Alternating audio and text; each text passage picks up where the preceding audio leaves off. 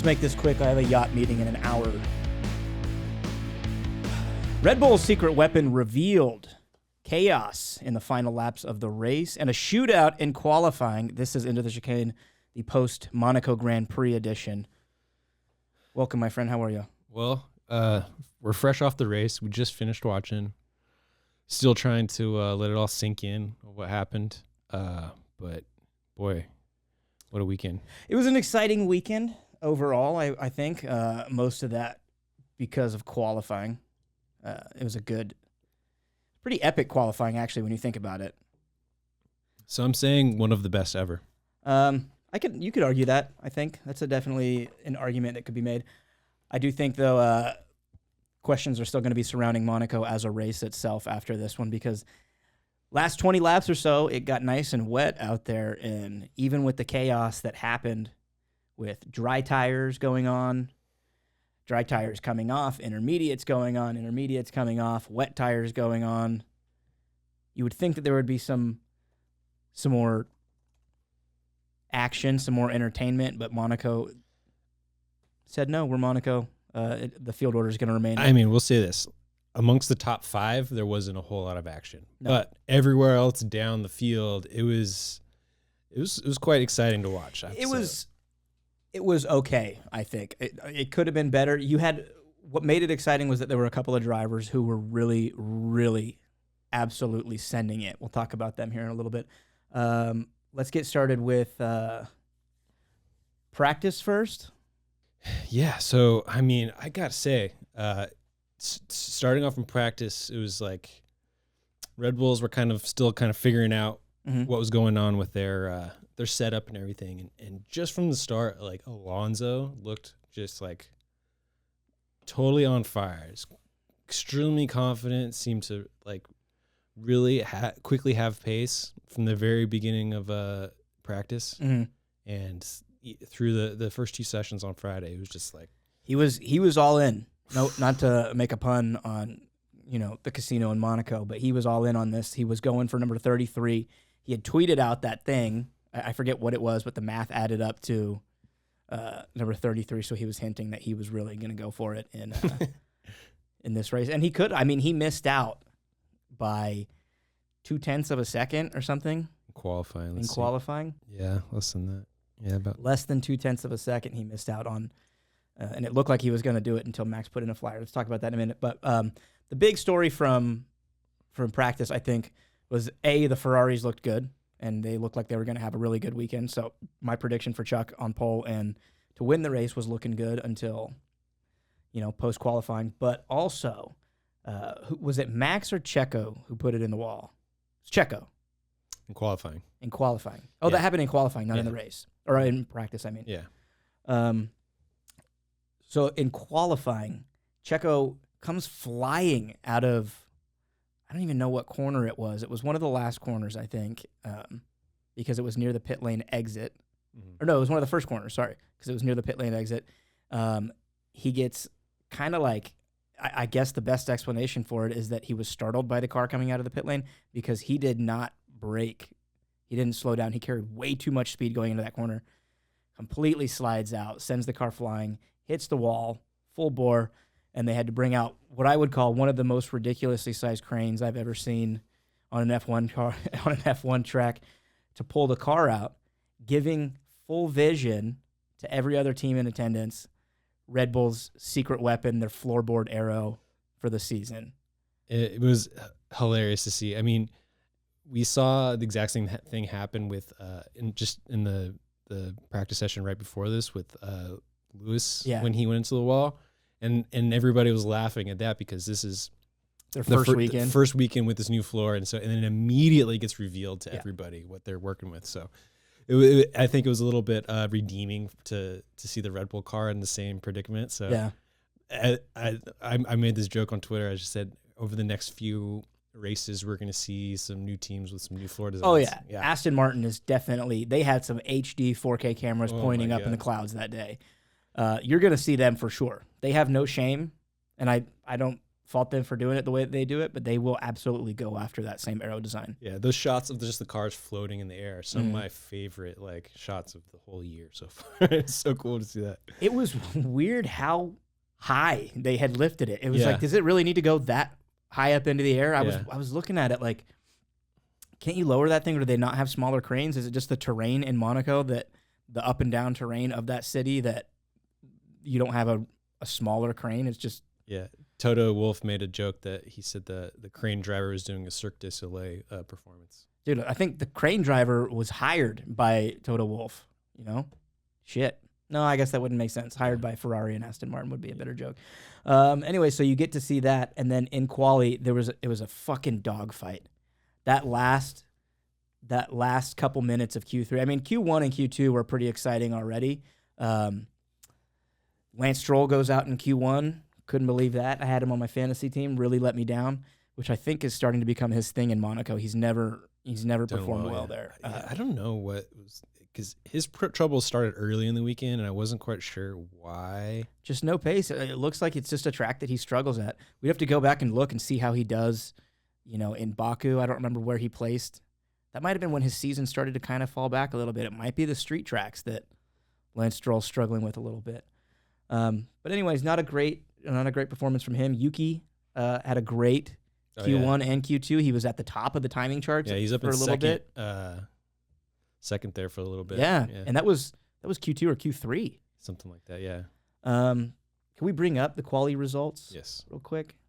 But there in the last few minutes of Q3, you had Esteban Ocon out of nowhere. He kind of like sneaky had a really good qualifying, and he got himself into Q3, which isn't, anywhere above his pay grade or his talent levels. He was like they're just above the cutoff. Yeah, line, he right? was having a good solid quality, and then last few minutes just bit his lip and threw it the fuck around those streets, and he goes P1. Which I could not believe, and he went purple too. And it was looking like we were going to have this great, crazy, triumphant pole position start for Esteban Ocon, and then Charles Leclerc right after him. Bam, Leclerc puts it on pole. And then right after Leclerc, Fernando Alonso put it on pole, and everybody was losing their shit. And because when Fernando did it, he gapped like 0.3 on everything. Yeah. So it was like a significant advantage. I think some of that was just a little more rubber getting down the track and the track was heating up. You could tell that as qualies went on, the evolution of the track was really in favor of those cars that could perform at that level. And then with no time left on the clock, Max gets his last flyer in, and he was going green. He went green in sectors 1 and 2, and then I think he went purple in sector 3. Yeah, that's where he made up all the time. It was right there, and then he just barely eked it out. The shot of the Aston Martin mechanics in the garage was great. It was like a matter of them clenching their fist, but like with a smile on their face, because that could have been the race right there. It really could have, yeah. Other than in the pit stops, those two never shifted. Same with Esteban Ocon. He never lost grip on third place except for in the pits, which he did have a long, was it a 6-second pit? No, it was a 4-second pit. Like a 4.2 or something. Yeah. One thing I was really surprised to see in qualifying was that Hamilton, up until then, had been like so confident. He made comments after like Friday. He was just feeling so good in the car. Everything is going great with these new updates and everything. And then they must have changed something with the setup for qualifying, and he just wasn't really. He was complaining about his right rear suspension and stuff, and he didn't have quite nearly the same pace. So I don't know what exactly was going on there. Man, you make too many tweaks. That's the folly of like being under such scrutiny of the mechanics of F1. Mm-hmm. Is I think teams can tend to overthink things, and then they'll end up just over tweaking it when Lewis himself already said that he was feeling good in the car. Yeah, well, I mean, it's physics, right? It's like every change you make has either greater or equal reaction, right? So you change one thing in the front, it's going to affect the rear. Yeah. And so it's a very fine line there. But you would think that physicist Brandon Wood, you'd think that just with all the momentum that he had going into qualifying, that he would have been a little further up there. But yeah, I mean, he had a good weekend overall. Where did he end up finishing? In the race, Fourth, yeah. Yeah. So yeah, solid weekend overall. I mean, if it wasn't for Esteban Ocon kind of just coming out of nowhere this weekend. Seriously, that podium spot could have very easily been Lewis. Very easily. And he was on his ass a little bit. He was only 3 seconds behind him. It's actually just over 2. So yeah, I don't know if we want to get into the race yet, but there was a moment where, because there's been a big topic of this year is who's the number 1 driver at at Mercedes. Mm-hmm. Some people that seem to think it's George Russell. I mean, that's been the ongoing argument that we've had on this show with people in our comments. And then at one point in the race, George Russell thought it was him, that he actually had the pace to go up and try to make a pass on Ocon. Uh-huh.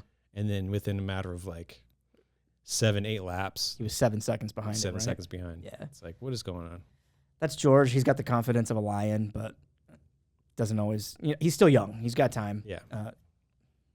He is going to be the number 1 driver, but I've said it time and time again. Right now, it is still Lewis. The team is still focused on doing everything that they can to make Lewis win his 8th world championship. As far out of reach as that might seem, he still is number 1. You want to get into the race a little bit more? Yeah, I think, a good place to start is... Well, how about we do this? The podium ended up being Esteban Ocon, Fernando Alonso in second, his highest position of the year. Mm-hmm. And then, of course, Max starting on pole finishes in the same position as Monaco does. Yeah, and there was a couple moments where Carlos could have, he was behind Ocon. He was, maybe not like really able to stay on the back of him, but Ferrari decided to, when he was pushing, he was trying to push to get Ocon to make a mistake or whatever, ends up running into the back of him. Ends up making one himself. Making one himself, and then he lost the end plate of his the left end plate of his front wing, or maybe it was the right. It was the right side, but either way. And because you don't really need that in Monaco, it's already, you're not going as high speed. I mean, so the arrow isn't as affected. He didn't get black flagged, so they just said, keep going. Yeah, there was a little piece that was hanging on for dear life, but within like a lap or so, it fell off. So they were able to avoid having to come in and pit immediately. But I mean, that was a funny moment though, because just telling him like, all right, well, I mean, how often do you get to drive with like prevalent damage to your car and just leave it on? There's one track that you can do it at, and it's Monaco. Yeah, he kind of lucked out there. Yeah.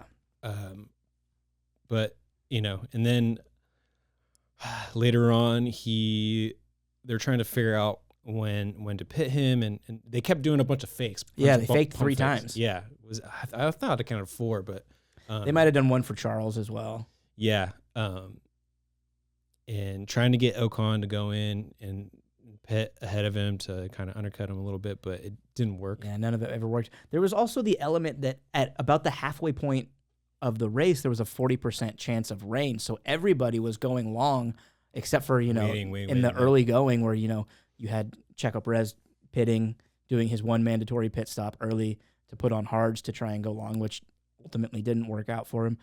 But everybody went pretty long, waiting to see what was going to happen weather-wise and to see where they were at and try and gauge it. Max went something like 57 laps on mediums. Alonso stretched out a little bit more than that on the hards. Esteban Ocon probably somewhere in the same window. Yeah, and then they ended up waiting till after Ocon pitted. And then Carlos felt like they brought him in at the wrong time. Yeah, they should have been able to undercut him because Ocon's pit was something like, I think, like I said, 4.2 seconds or something along those lines. Yeah, and then by the time he came out, he was already behind, or was well behind Ocon, and he was on the radio just absolutely fuming, like why we said we don't want to do this, I did not want to do that, and you guys still had me go for the worst strategy. And he was asking about times. He's like, what was Charles's time? And he's doing 1:17.5s, and he's like, I was doing 1:16.5s. Yeah. Why are you making me come in right now? It's like he had the pace to keep going on those tires. It just shows you really like what's going on behind the scenes. Like there's so much like animosity, I think, between driver and between team. the drivers and the strategy team. Yeah. Like, both drivers have complained. There's been a complaint in almost every single race this year. Did you notice that you really didn't see the local kid today? You didn't see much from Charles Leclerc. He kind of stayed pat, but also like there wasn't talk about him. The team kind of seemed mostly focused on Carlos Sainz, which if you want to talk about, driver pairings and the 1-2, it's starting to look like Carlos Sainz is becoming more of a definitive number one at Ferrari. To be fair, like we didn't even mention this earlier, but they screwed Charles in his qualifying time because he qualified P3. That's right.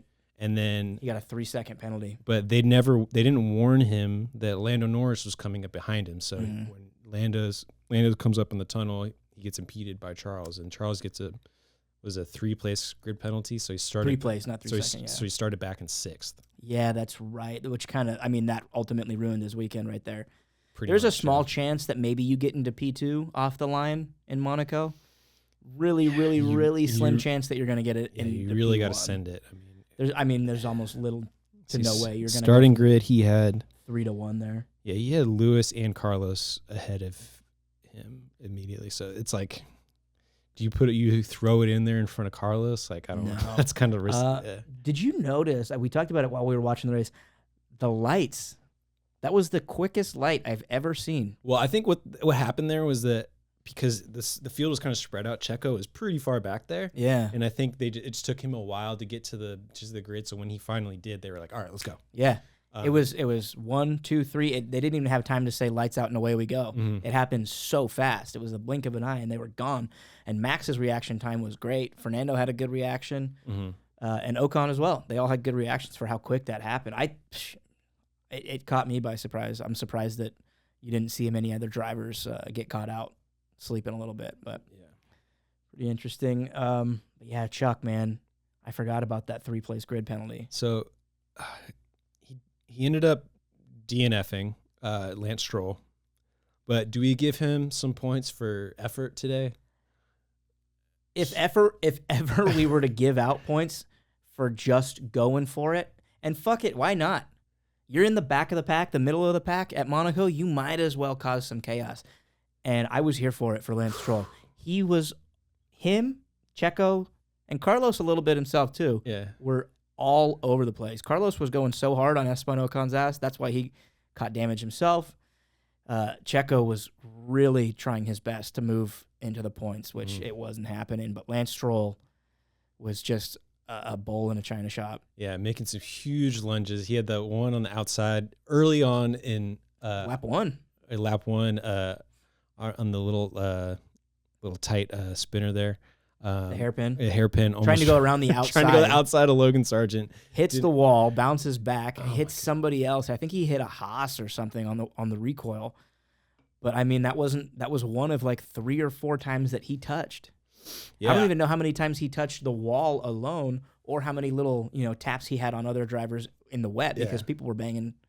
I gotta say, there's been a few times this year that the Aston Martin car has gotten banged up, but still didn't get any damage. There's got to be something going on with that front end it's just super solid. Yeah, you don't really see it lose a whole lot of bodywork on the front aero design. Where he hit a couple times, like on the front tires, you would expect maybe some kind of suspension damage or something like that, but it's just held up. Maybe that's the one part of the design that they knew is built specifically for Lance's driving style.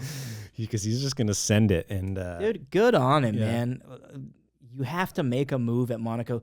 I think Lewis could have made a little bit better of a move off the line, and he backed out of it. He had a chance to go after. What was the starting grid again? I forget who he was directly behind. It was. Either Esteban or Carlos. It was Carlos, and he had a chance to go, and he backed out of it early, which you're seeing a little bit more of from Lewis this year. Yeah, not wanting to take as much risk. Not taking as many risks, yeah. Checo, what is there even to say about... I don't know what he was thinking. Like we said, he got distracted by the car coming out of the pit lane. The second he put it in that wall, I said, that's his season. That's it. He's going to be 25 points down after this, or more than, it's an extra 25. So that puts him, I forget how many points down exactly on Max. Maybe 50. But Yeah, that's his season. He's going to need 2 DNFs from Max in order to bounce back. Yeah, He's closer, and I think he's something like 9 points out. We'll check the standings points in a sec, but he's something like 9 points out from Fernando. That's a race. You know? Mm-hmm. He finishes, what is he behind? What are the standings? He finishes a couple places behind Fernando, and that's it. Yeah, so now he's 39 points down. Checo 39 points down from Max. Yeah, he's going to need 2 DNFs to make that up. Mm-hmm. Or a handful of wins. Yeah, and Fernando's right there behind him. That's what I'm saying. Fernando is a race away from taking P2 in the standings. Second. Let's see. Where on the constructor standings? Because I think now, after Lance's DNF, Mercedes is 1 point behind Aston Martin for second place in constructor. What lap did Lance DNF on? It was late, right? Later, yeah. It was maybe like the wet. 50, 52 or something, 60. 1 point away. You got to say, for all their faults, Mercedes is more consistent than Aston Martin. And I think it's the Lance Stroll factor. I'm here for it, though. So, Max sitting well comfortable out front. Alonso, I think at one point he was kind of managing around like 9-10 seconds behind Max for a while, and then Max just really was able to keep those medium tires in a position where he could was just managing out into like lap. I think it was like lap 54 or something like that. When he finally, I think Pirelli said that those tires will last 42 laps, and I think he did an extra 10 went or 11. well outside the window. So Max was able to make those medium tires last until about lap 55. Went to Inters. Alonso went to Inters after the rain started. I didn't think that the rain was going to come as heavy as it did. I know what you're getting at, though, with Alonso's tire change. You think the Aston Martin team saw what Max was able to do and said, why don't we just give these mediums another shot, even though... No, what I saw after the race was that so Alonso came in at a time when everyone else was taking Inters. They put mediums on his car, and then 1 lap later comes back into the pit. Yeah. They end up switching back to the Inters. So he loses another extra 20 seconds there. And he finished 29 seconds down, right? Yeah, so, I mean... He would have came out a few seconds behind, a second or two, I think. Yeah, at one point he was like 23 seconds back, so he would have been within like 4 or 5 seconds of Max towards the later stages of the race. Like, think about it this way too. Alonso pitted first, right, and he put those mediums on, and then Max put the intermediates. Or no, sorry, Alonso pitted first, put the mediums on, and then Max pitted after that and put the intermediates on, right? Yeah, I can't remember exactly. It was around the same time. I don't know exactly who went first. But had Alonso put the intermediates on when he should have, or had they not made the mistake of putting the mediums on, which I don't know how you make that mistake. Had they got the intermediates on, he would have had a lap of heat in those tires on Max. That's a second gained right there. It would have been a dogfight to the finish line. Could have very easily been. Would have been a completely different race. Yeah. Instead, they end up with the mediums. They lose another 20 seconds. Cold intermediate tires, that's another second right there. And then just the lack of, there's no point in pushing the car to its limits when you're already down 20 seconds. It's just bring the car home at that point. So there's no fight. Not to say that he wasn't, pushing the pace to stay in second, but there's no fight to gain any sort of time. Yeah. I mean, he had enough of a gap in front of Esteban that it didn't really ruin his race, but it could have made it a little more interesting at the end. Sure. So it's kind of a bummer that happened. So I think that's one of the few Aston Martin mistakes we've seen this year. I think everywhere else they've been pretty on top of. And pretty solid. And we've seen one or two, because I think we've said that before, that they haven't really had any issues, but one of the few. We saw Hulk get one of the common penalty we've seen this year is the not performing a penalty correctly. Not serving your penalty correctly. He got a 10 seconds for that. So what was it, 15 seconds overall for him? Yeah, not a good day for the Haas guys altogether. They were up and down too.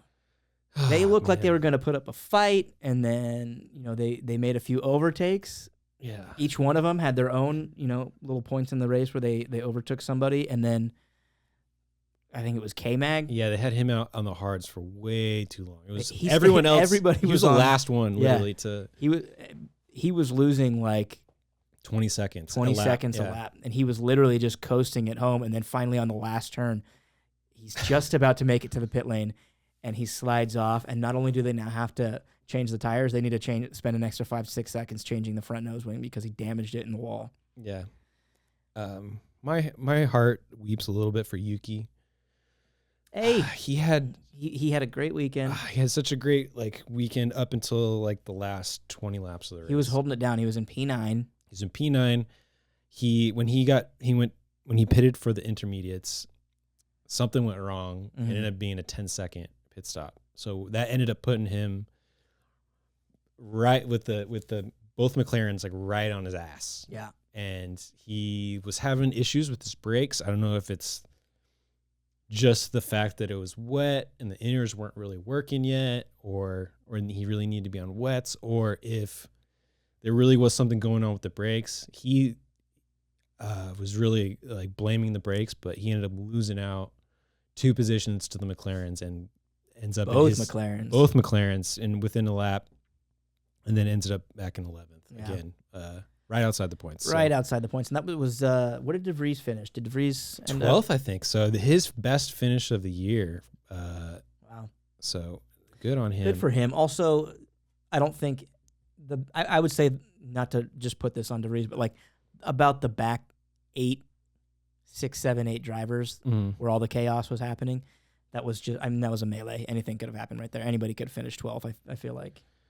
Yeah, De Vries in 12th. I mean, he qualified 12th, which is, I think that's his best qualifying so far of the year. And so, I mean, I think Helmut and everybody back at Red Bull's got to be pretty happy with. You got to pump the brakes a little bit on him. Yeah, they got to give him another couple extra races. Yeah, that'll buy him a little bit of time. Shouts out to Ocon. Yeah, big time. Just holding it down, did exactly what he needed to do. He just rode a clean race. Held his position, got himself a podium. So some great points for Alpine. Good to see another new face on the podium. Another new team, also, and it's only his 3rd podium, I think. So it has that fresh energy of somebody who's never been up there, or not never been up there, but hasn't seen it often, which is always nice. Definitely, very fun. So do you want to touch on our fantasy and how that works out? Yeah, let's get that out of the way. I believe this week we were going over it. You closed the gap a little bit. I had a nice steady lead on you. I almost went with, I had it in my queue and I didn't save it. I almost went with Verstappen, Leclerc, Alonso, Aston Martin, and Red Bull as my constructors. And then I also had Yuki and Hülkenberg. And I trashed it for Verstappen, Perez, Alonso, Stroll, and I think Hülkenberg, which... Yeah, so far this year, I haven't made too many changes. I've been rocking pretty heavy Red Bull and Aston Martin.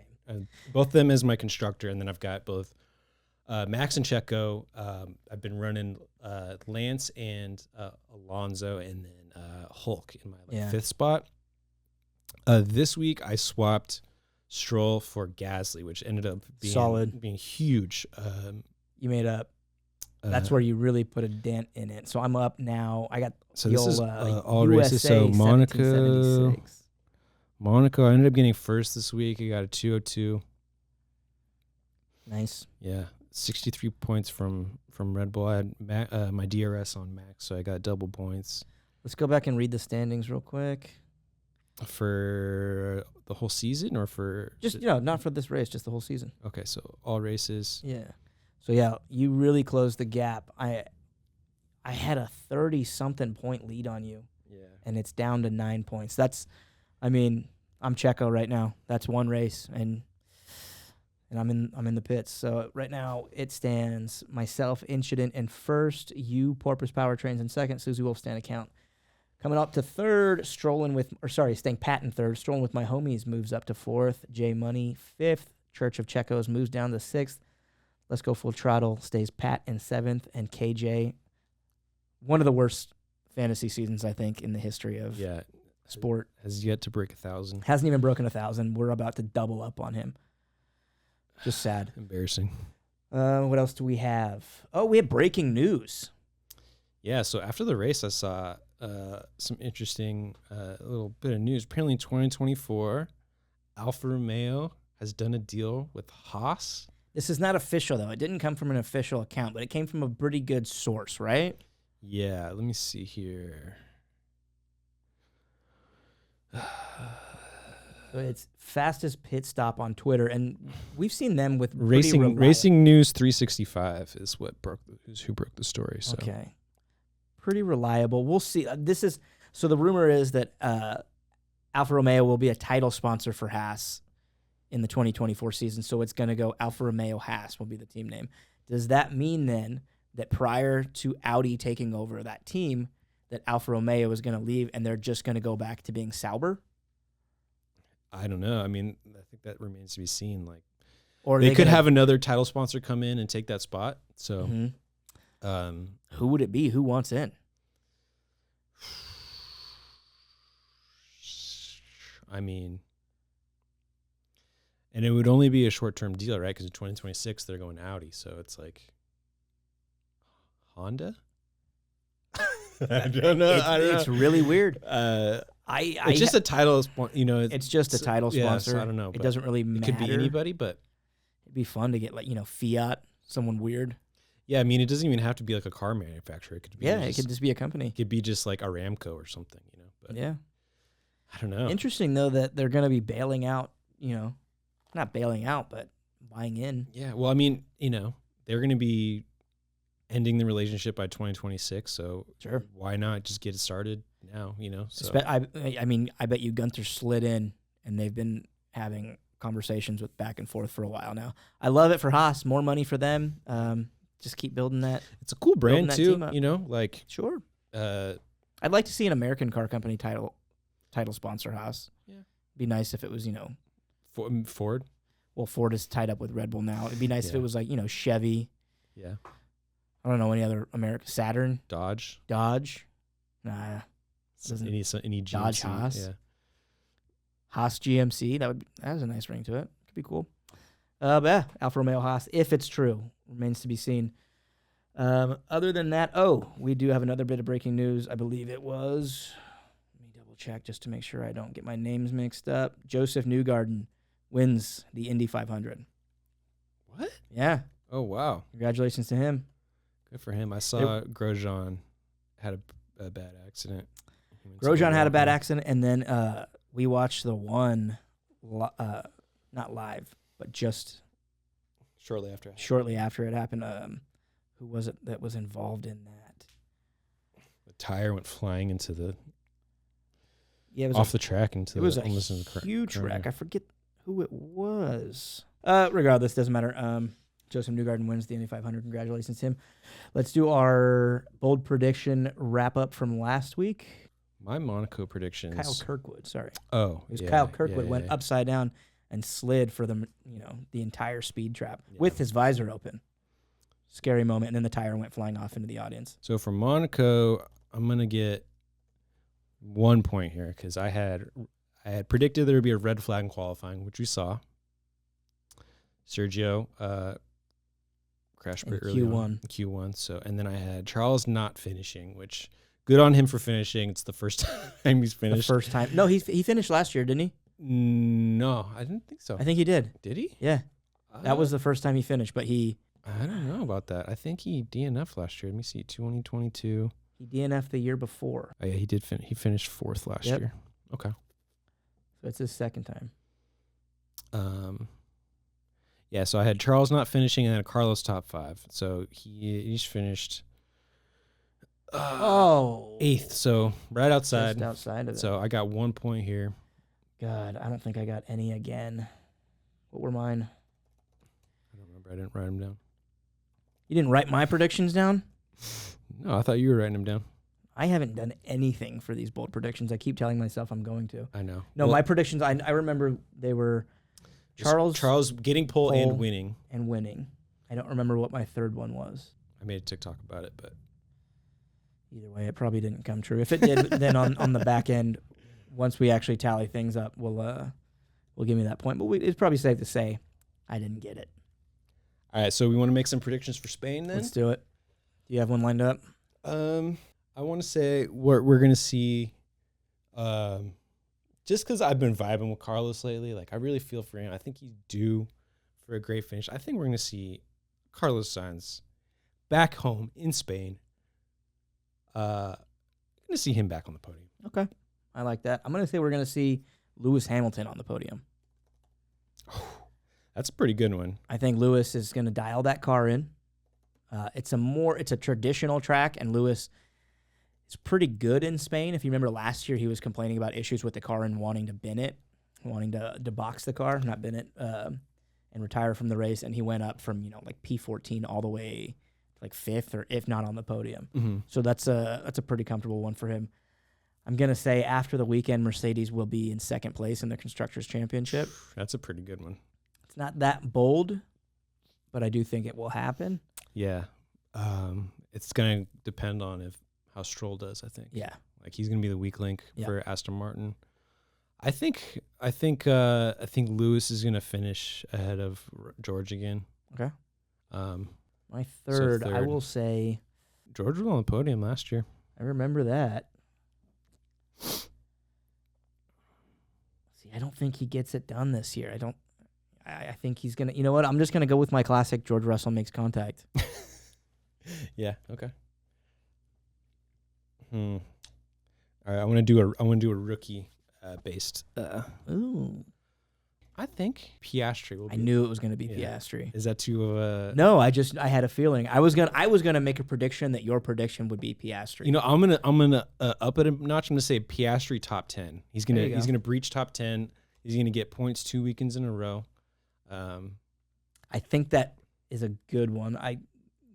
McLaren is starting to see a little bit of light at the end of the tunnel with both their guys. Yeah, they're really coming to their own. Like, I think at some point, Lando's might start worrying about his seat. Not about his seat, but just like about looking good. Sure. Wanting to be better than your teammate. He should constant battle, but. We should talk about Lando in qualifying because he actually had a pretty good qualifying. He was up there for a minute until the track evolution really happened when you saw Esteban and Lewis and everybody really throwing it around the track. Lando was making a pretty good showing, and he had Piastri about 5 places behind him. So Lando's still got it. I think it's just about letting the dog out. That's all it is. It's coming and going for him. It depends how their setup goes. I know.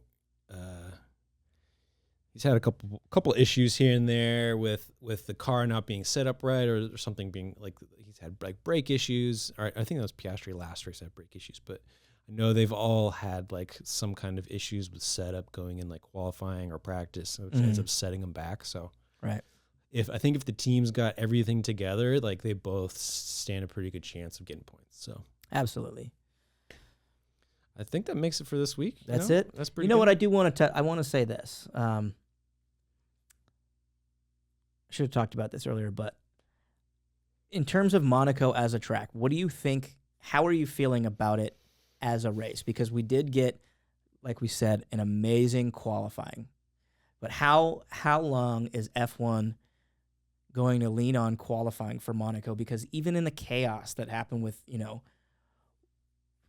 light rain into heavy rain, teams having to make split decisions, quick reaction times on whether or not you're going to go interim, you're going to go wets, you're going to stay on dries, drivers having to get a feel for what the track feels like. Even with all that, and it felt like there was an air of excitement when it happened, still not a whole lot went down. So that just goes to show you that even in chaos, Monaco is an on-track racing issue. Just for F1. Here's the thing, there's not necessarily a correlation between like number of overtakes and like And how good exciting racing. the race is, right? So like, for instance, the 2005 Imola Grand Prix that they rebroadcast last week was quote unquote one of the greatest races of this, like, this past like 2 decades or whatever, right? Yeah. There's only 6 overtakes in that race. Mm-hmm. But the fact that Alonso was fighting off Schumacher for so long made it very exciting, right? Uh-huh. So I think there's still a possibility for these races to be really exciting and interesting, even though it's extremely difficult for teams to overtake. It just kind of brings in other parts of your strategy, right? Like making sure you're pitting at the right time, making sure, you're hitting all of your marks when you need to hit them, right? So I think, there probably are certain things they could do. I'm not a big fan of like this year's like the how long the tires are able to go for. I feel like every race being a one stop is kind of boring and kind of like, makes it a little more predictable in that way. But, like maybe making it so that, to do an extra stop or something like that. Maybe I know teams are complaining about, dirty air, not being able to follow behind as closely and things like that. So there might be in the future, might be able to like small changes they can make to the cars, like maybe making cars smaller or something like that. I don't know, but I'm just curious to see the fallout with Monaco kind of being in the hot seat for, last couple of years and the foreseeable future, the next couple of years that it's going to be on the calendar. It seems like it's in a position where it might be replaced. It's been a talking point in the F1 geosphere for a while. We've talked about it. I thought this was a pretty good showing, or if people are going to see it as a good showing, that no matter what you do, Monaco is just going to be what it is. And there's not a whole lot you can do to make it more exciting, which is where F1 is leaning towards a more entertainment-based platform. Yeah, I mean, I don't know. I think... Or what they view as what is entertaining. Like you're talking about overtakes.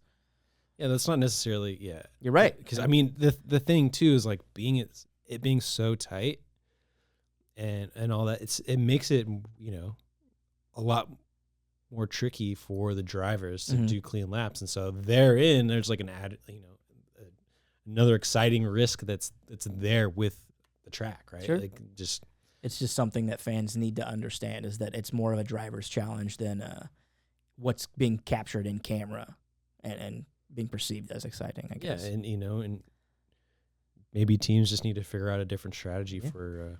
It'll be interesting how they go about it. We'll see. Big ol' we'll see. Cool. Well, see you next week. Yep. That has been the Into the Chicane post-Monaco Grand Prix. We will see you guys after Spain. Peace. Peace.